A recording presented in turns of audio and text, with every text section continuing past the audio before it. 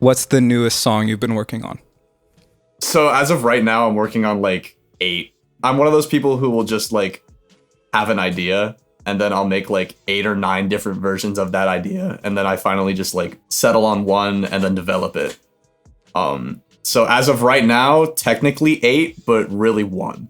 Just by that process, we also come to probably the main topic of today, which is Burnt Out, your EP. We're going to talk a lot about that today. I have some questions for it. Segues. Look at those smooth transitions. So first of all, this is not only your first EP, but just your first project released. So talk about that journey of making demos, making whatever, and then to clicking upload on DistroKid. It technically started before I even joined the Kenny Beats Discord. I've been making music since like middle school. Little baby Sam figuring out GarageBand on his phone because I didn't have anything. I never released anything for the longest time. And then I think in high school is when I was like, I really need to start solidifying everything. Still didn't release anything, but I started taking it seriously. I had a lot of really bad songs on ice for the longest time. And I never released them because I was so insecure. And I think freshman year of college is when I started writing like for this. So like the song Sleep Paralysis that's on there. I have a version of that is only on my phone that I'm never gonna release. I might release it later down the line as like a Patreon exclusive or some shit, but it's so bad. But like some of the lyrics are the exact same. There's a part in the beginning that's me in like a low voice saying eyes, teeth, jaws, body. I wish somebody ripped little bite-sized holes in the trunk. Which was in the original. And it was actually the chorus for the longest time. And I was like, I don't like how this sits, but I like how it's written. So I'm going to save it. And I did. And I ended up using it in like various spots in Sleep Paralysis with the wonderful Babe B, who is an absolute gem of a human being. I actually, I had the idea of having a featured artist on this, not only for like, because I can only write so much. And it's also like it takes some of the work off of me, but it's also like I love working with other people and love like just creating art with others. And Baby happened to be on one of the 20XX projects that I was on. And so I DM'd her, I think it was on Discord or Instagram, one of the two. I DM'd her and I was like, hey, I'm a fan. You want to work on something? I have an idea. And she was so enthusiastic. She was just like, oh my fucking God, yeah, please. And I was like, wait, what? Hold on. So like, I was like so caught off guard by that. And she happened to be, I think she was streaming on Twitch at the time. Like as I was DMing her. And she was like, can I work on this on Twitch? And I was like, yeah, sure. And so I don't know if you can find the VOD or if it's still up at all, but there's a video of her recording the original lyrics to that for her verse. And then over time, I kept that one. So we started recording junior year of college. And then I finished everything just about like last August or on my birthday. And was that basically the process for all the collaborations? A Instagram DM turned into, oh, hell yeah, sure. And then a couple of weeks later, something's going. I think there was one where it was like, and he's now one of my like closest friends, Cody. I think he DM'd me on Instagram or something. And I was always like so impressed about the way that he played piano because like I can't play it for shit. But like he DM'd me and was like, we should work. And I'm like, fuck it, sure, why not? We got into a Discord call. And the first call, we didn't make anything like substantial at all. But it was literally just us like plastered in a call and it was great.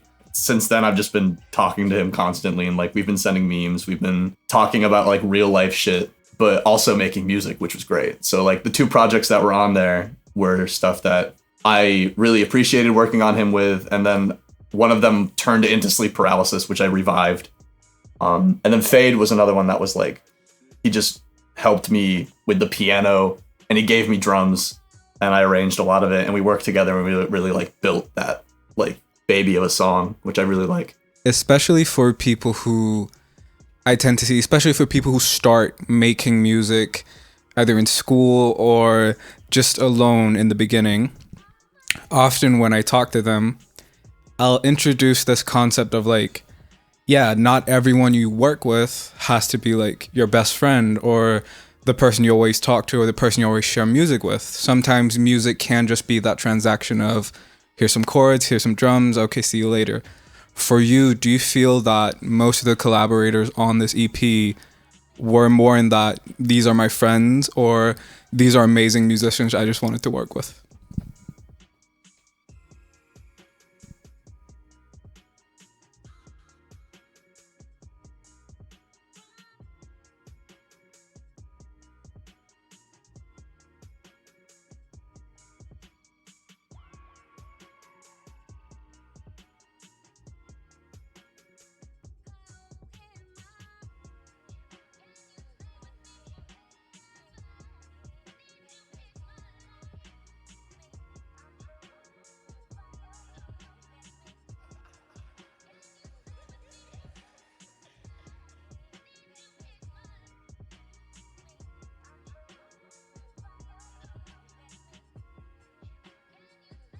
So yeah, most of the time, well, at the start, uh, like my first collaboration ever was with, at least after like the 20XX stuff, um, with Pool Boy and everything like that. Most of my collaborations have been with people I've known or known of. Uh, not to say like I'm reaching out to like Kanye. Like I know of Kanye, but I'm not reaching out to Kanye. Like there's a whole different level to that. I would love to work with Kanye, but that's a whole other story. But Jesus. My first collaboration was with my guy Hutch, Hutch Puppy from because he made Pool Boy, and I kind of hopped on that last minute, and I didn't know anybody, and I was like, fuck it, I'll record vocals. And then it blew up, and I was like, I love this. And also like being in calls with Hutch was like such a good energy that I was like, we need to make something other than 20XX stuff right now. And he was like, bet, let's go. So I think it was for all of November and December, we sat in calls like once a weekend, twice a weekend, just like hashing shit out, talking, playing games, like making music when we can, but mostly just for vibes. And then for Don't Let Me Go, that was actually the first song we made. Like we sat down and he uses FL and I use Ableton, so there's a language barrier, and I was like, what the fuck is going on? And you know how that is, right? It's like yeah. So it's like he was so patient with me, and I was like, thank you, because I don't understand anything about what's going on with this. So he essentially we basically made that like bell, like doon, doon, doon, doon, like the clinky like loop that you hear in the beginning. And then like that was literally like most of what he gave me, aside from like synths and stuff from Omnisphere and like other stuff. I arranged drums, I arranged Foley, I arranged my vocals. And then I sent it to him, and he was like, bro, I'm crying. Why are you making me cry? What the fuck is this? And there's a point where like in the beginning, there's that like sweeping like riser. That's me sighing. I'm like breathing into the mic. And I don't know if that's obvious or not, but like fucking that was so like mind-blowing for Hutch. He was like, how the fuck did you think about this? And I was like, I don't want to find us like a riser and like spend time. I'll just make it with my voice. And so like a lot of my collaborations as of recent have been like, oh yeah, this is an idea, let's expand. Or it's like, hey, I just have an entire song already built for you. Here, just record vocals, you're set. Like that's how I was with Kang, like the Conqueror. I sent him a thing, like a song or like a beat. That's the word. Shit. I sent him a beat a while ago. And I was like, I feel like you would be great on this. Nothing else. And like, also this is after like months after I met him in LA, which is I will talk about because Jesus fuck. Tangents. You weren't joking with tangents, were you? I just go off. So okay. I sent him that and he was like, bet. He listened to it, and then the next message I get back is a freestyle and he put it out. And I was like, oh shit, all right, well, this is on the internet now. And so I've just been doing that with him for the past like couple days. I've just been sending him stuff that I made specifically for him, but also like just like he'll give me an idea and I'll be like, bet, I'll have it done by the day. And so I would just go and do it. Also, to another part of this whole part of the conversation, which is your first EP. When I see people have their first EP in their first release, there's a difference. Sometimes people have the mentality of the song is done, I'm out. Or sometimes people have this feeling of this is a whole project. I need people to understand the thought behind it and everything. To you, was this EP, because again, it's your first release, I take that very seriously for a lot of new artists. Was it more of a, these are some songs, or this is a whole thing to me? Oh, it's definitely a whole thing to me. Everything is, to be honest. Like, I'm a huge fan of concept albums. Like, I construct projects in a way where people can interpret them in different ways, but there's also like that one set, like this is the end result. So for me, Burnout was a struggle with like self-worth and like self-doubt. I imagine it as like a coming of age journey. And like in a way, it's also talking about like abuse and like mental shit and like finding stuff that you really resonate with. But I've also heard from people that like this album made me think of my ex. And I was like, damn, it really do be like that, son. So it was like, I didn't realize that like people were taking it differently. Even after I tweeted like, oh, this is about blah, blah, blah. I would have people come to me and like, hey, this is actually like really good music. Like I would, even people who were like, come to me or like, I don't understand what this is about. It just sounds pretty. I'm like, bet. All right, sick. I can work with this. I mean, to quote, and I don't know if this is you or not, but music is just a feeling, good or bad. We as humans are always feeling. I guess that's why I'm always humming to myself. Are you digging through my Twitter? What's You tweeted, maybe, but it was in your Spotify bio, and you're now finding out how much I dig into people. But that quote, in its entirety, that feels sort of like what you just summarized here. It is just a feeling. Yeah, honestly, it's like music is feeling. Yeah, it's all about like, and it's different for everyone, and I love that. Like, music is something where nobody has the same perspective on anything, like ever. Like me and my friend have argued, and he's actually featured on the end of the album. It's my best friend, Andre. He and I always discuss like different perspectives on music and like different meanings behind lyrics and different meanings behind like instrumentation. And like, it's also for like good reason too, because he's going into like film scoring for school. And I love that. Like, he's such a great brain to be around. And such a funny guy too.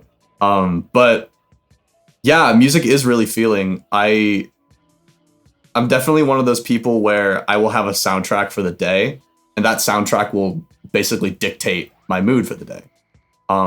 It's like a diet almost. I will have like a playlist of stuff that will get me hype if I want to feel hype, if I'm hyped for something. And then that will just dictate my mood for the like whole day. Yeah, so it's like the fact that you can, like, we as humans can feel music as like almost like a sixth sense is very magical. Like, there's nothing like it on earth aside from like maybe certain drugs I've never done, but like it's stuff like that like really wakes me up, and I'm like, this is something that I want to do for the rest of my life. And speaking about rest of your life, the genre and the soundscapes and just in general the feeling of this first EP, do you feel like that is the Misha sound, or do you feel like this is just EP one out of many and it's going to change up? So I definitely have one of two directions, and I've definitely overthought this. So on the one hand, yes, this is the Misha sound. This is the, like, I am sticking to lo-fi piano, Foley, sad boy drums. But there's definitely a lot more that I can do. Like, I love jazz. I love classical. Like, I'm going to school for classical performance and voice. Like, that shit's crazy to me. Like, I've been to Italy and like performed there. Shout out Greve and Chianti if they hear this. So yeah, like, I could do a lot. I just have to sit down and decide. Like, I'm so indecisive. It's bad. I love like the lo-fi sound. I love the hard-hitting drums of like trap and EDM. I also know that I could dip into like hyperpop if I wanted to. I know I can dip into like others. I can rap if I have the right writing. Like, I can rap most of Childish Gambino's like early shit. He's an inspiration to me as well. Like, the fact that he can go from rap to a soul album is crazy to me. And he's still making like such innovative, like his recent track or his recent like album, where it's like the white cover, like that was so like non-linear and so like nothing sounded the same to me. It was so, and a lot of it was like, yeah, it had like soul influence and trap influence, but like it somehow didn't like classify as either. It was really cool. So I definitely see myself going in some sort of direction as it pertains to like different sounds and exploring different like genres of music. But I definitely want to take influence from my roots in like making lo-fi beats in my garage and like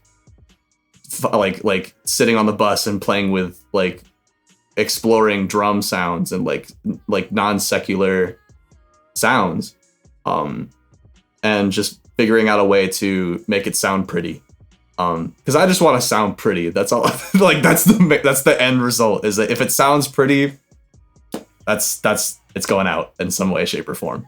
Album promo done.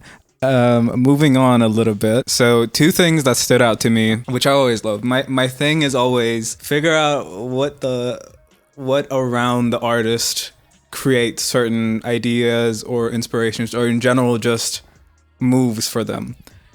One of them that I saw for you is not only are you just starting to be a musician for hire, you're also in the early stages of DJing and live performing. Have you looked at your music and went, I need to make something that will fit this feeling or vibe of now I can do it in front of a crowd? Yes, in some situations, yes. It's that's how Hydra was made. Like, a lot of the EP was like so depressing, and I was like, I needed something I can just like rage to, but also sing pretty for. And so, because that's the end goal, right? You just gotta sound pretty. Hydra was one of those songs that was like, I need to be creepy, raged, but also like, I want this bass to shake the room. And not many of the songs on the EP have that, aside from Fade, which is like my favorite. And so it's like, I needed more of that like bass shaking party feel, so that if I did want to play this live, I can have that option and have people be like, oh, I had the greatest time. Like, we raged to this one song and like, I smacked some guy in the face. I want that. I want people to walk away from my concerts being like, damn, I just had some unhashed thoughts about my ex and my grandma dying a while ago. But like, also I have all of these bruises on my body from the mosh pit. Like, I have no idea what's going on. Like that whole, yeah, that's how I want my concerts to feel like. Because I see that transition, especially for people who start out making music purely on Discord or just online purely. At a certain moment, they realize, okay, wait, if I actually want to start performing these songs, I need to switch it up. I need to have something that hits like this or moves the crowd like that. For you, especially with someone who's like already tried out DJing and stuff like that and seeing like what makes a crowd move, or just going to concerts, have you seen that like, oh, okay, in the future I might have to start making like the crowd song or the performance song? Yeah, actually, I think in a way it's something that all artists should consider. Is the versatility of their music. It's hard because like some artists will really fall into the category of like, I will only be in this setting for the rest of my life and nothing will change ever. Change as much as you want. Change is good. It is so good. But like also with that, it's like what I found with DJing was reading the room is so important for one of two reasons. One, the only DJing I ever did for a crowd was at a frat party. It's different when it's a crowd of drunk teenagers. Where they're like play Taylor Swift, and it's like I literally only have like Ski Mask, Key, and like SoundCloud rappers. I don't understand what Taylor Swift means. So it's like I'm always like in retrospect coming back from a performance like that thinking, oh, this is what I could have done better. But then it's also like, fuck that, I'm gonna play what I want. There's also that thought that's like, I'm going to somehow play what I want but also please the crowd. That is so difficult to find when DJing. I have a pre-made set that I've practiced. I will do what I can, but I can't promise anything. At a certain point, you're like, there's that thought that's like, I need to really just let go of the fact that the crowd wants certain things that you can't give them because you don't have that kind of stuff.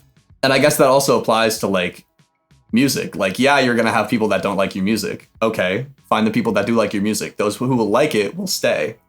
It's important to have that mindset because it's so relaxing and so less anxiety producing, because like it will just make the artistic journey a little more streamlined and not like, oh, I have to worry about pleasing everyone, because that's always a thought as an artist. Like, we're so worried about pleasing everyone that it's like an anchor on your back that you're just carrying around. Like, it's so dreadful and like tiring that it's like at a certain point you just got to learn to let go of the anchor, and it's so freeing. Caring for other people, even if they're not the nicest, is the good thing to do, because if somebody did that to you, you would feel grateful, right?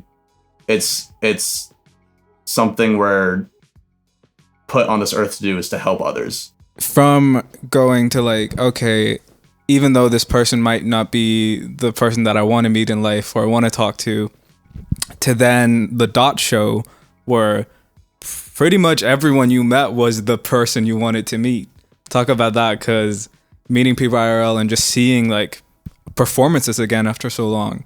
You don't know how happy I was for like that was a night of many firsts, because on one hand it was my first concert that I went to alone, and like it was me and my friend Andre who went up there, and it was my first time staying like basically in a place that I paid for all by myself. It was also a first because it was my first time seeing a lot of my Discord friends in person. And like I saw Tindri for the first time in person. Like Tindri, like we go back to Pool Boy. Like that song, like he rapped on that song and I barely knew what he looked like. And then when I found out he was a tall, scrawny white dude, I was like, bet, okay, I can work with this. There was a point where after the show, there was an after party where Jackie, shout out to Jackie, by the way, performed at. And there was a point where I got like super overwhelmed at the party because there were a lot of people, and that tends to happen. So I sat outside, and there were like 8 or 9 people out there already doing the exact same thing, and I was like, wow, people on Discord are anxious. Shit. Like that was my first thought, was like, damn, we really do be some shy motherfuckers out here. And so it was me, Tindri, and Andre just sitting outside talking with these people. I think one of them was Luke Does Music, or Luke Beats. One of them was Luke. One of them was Pastor Rex, who I fucking love that dude. Yeah, so we sat out there, and I have a picture of Tindri, like, he has a kazoo that he brought. He just brought this kazoo for fucking memes. I don't fucking know. And he took a lighter and, like, lighted the kazoo. and like pretended to smoke the kazoo. And I was like, what the fuck are you doing? And he's like, for the gram. And I was like, I love this. So I took and so I have this picture of Tindri on my phone smoking a kazoo, and it's like my favorite memory of him, aside from like just him. I think like he brought like his own, like he wore sunglasses inside, like that's what I remember, and I was like, this guy's cool as shit. I'll never amount to how cool Tindri is. Meeting everyone for the first time after knowing them for so long, was there like a newfound like love for not only their music but also just like this whole journey you've been on for the last couple of years with being on Discord and talking to all these people every day? Oh yeah, dude, it felt more real. It really felt like I can actually do this. It didn't feel like I was playing like games online with people I know. It was like these people are real to me, they're tangible, but they're also like they're actually real people. Like not to say like they're like you can actually like pick them up and like, oh, this is Tindri. I can't pick up Tindri. He's taller than me. But like oh, this person has like actual existence in the space. But it's also like, oh, these people are actual real people that I can talk to in a tangible space, which was mind blowing. Cause like, like, yeah, you know friends from like school and shit, and like you see them every day, but like it's difficult with Discord because like we were all in this pandemic. Like every day we would go into Discord to talk with each other and to make music and to just fuck around. And then it turned into like this community where everyone supports each other even through the bad. Like I had shit that I went through with my mom for a while. We're good now, but like I went in there and I talked about it, and like people like One Wulong like would reach out and like talk to me about that, and me and him are homies after the fact of that, but like not because of it, if that makes sense. Like I feel like a lot of the people in the Discord that I met, not only were they caring people to begin with, but they were caring after the fact. Like they weren't caring to get friends, they were caring because they care. And that's so special. Like not many people are like that. And to find a whole space where like everyone is like that. Holy shit. It's like that scene in Journey to the Center of the Earth, where he's like, he like fell through the volcano and it's like, oh shit, there's life down here. Oh God, everything's great. I love it.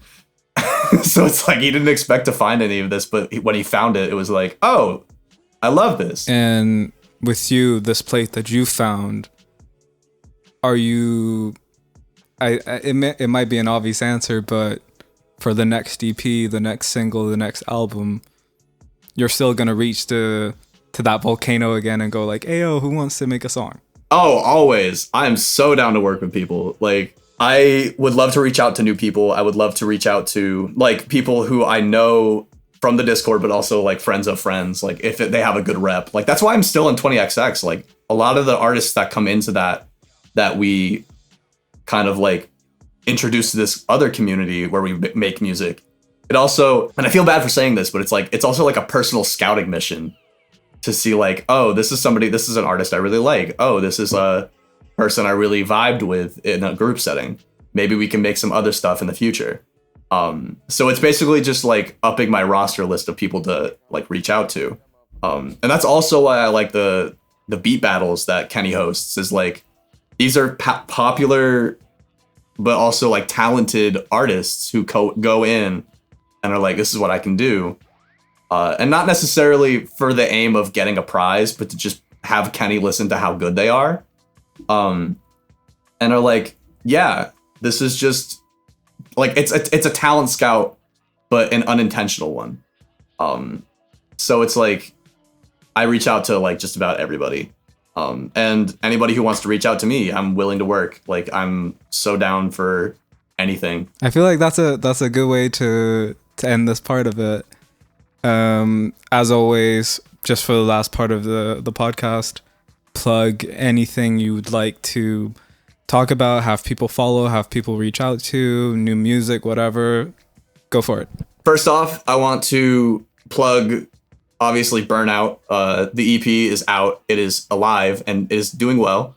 You can stream it on Spotify at ItMeMisha. You can also stream it on SoundCloud. I have other stuff on SoundCloud as well that aren't just the EP, just like random little stuff. I also have a song that I produced out by the Kang the Conqueror. It's called All Net Freestyle, which I also want to plug 20XX, who is a community that I help like administrate. We make music as a group. It's a great place to start because it gives you so many connections. But it also like challenges you as an artist to find your sound and to adapt to working with other people. So it's like the perfect starting point. As for the future, I have two versions of the EP coming out later. I have the Burnout Slowed, which is basically all the songs slowed in reverb because it's a meme and I thought it was funny. But it also sounds freaking sweet. So like, and then I have the Burnout Deluxe, which has all of the original songs plus more, and some remixes of the originals as well. So I have a lot of talented people on that, which is crazy. Yeah, I think that's about it. But Misha, thank you so much for coming on. This has really been a dope experience. Hope to hear more amazing music from you soon. Yeah, thank you. Also, I thought I'd mention last thing before we go. The tattoo idea that you drew me. I'm definitely getting that still in the future. By the way, I still have it in my bank. That's fine. Let's go. Misha, thank you so much for coming on. We're stopping recording in 3, 2, 1.